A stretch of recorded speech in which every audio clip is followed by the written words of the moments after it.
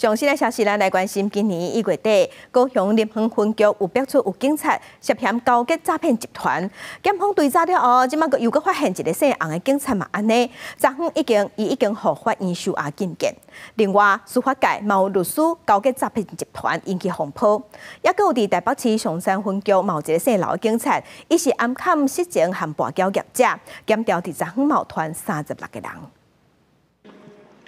台北市上山分局发生包庇的代志，有一位姓刘的警察涉嫌收钱、包庇失情加赌博业者，检调昨约谈姓刘的员警，还有台北市议员叶林团县长的前助理等36人，暗时移送北检复讯。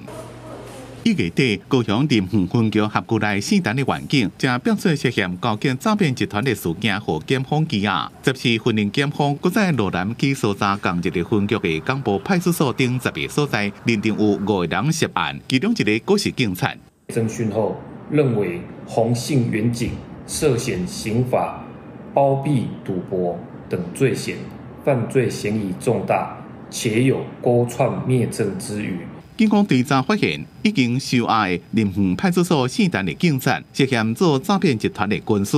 港埔所姓洪的员警也敢有参加，甚至还搁做赌博网站的代理商。15月到升押禁见核准，林园分局也随该记过免职。依据《警察人员人事条例》及《公务人员考绩法》规定，核予从重一次记2大过免职处分。 并从严追究相关人员考核监督不周责任。同地检署4、5的公诉检察官也表讲，替牵涉到诈骗案件的律师查甫朋友出计谋，建议伊甲诈骗集团军师姓郑律师合作。本署已经由台湾高等检察署调取相关卷证，本于不枉勿纵原则详加调查，理清事实，秉公处理。 并将尽速对外公开结果。警政加司法人员连续发生犯罪案件，司改会认为相关机关应该建立监督机制，积极调查，并且对确定涉案的人士充分追究因的责任，避免再有其他的从业人员也因为利益犯法。记者综合报道。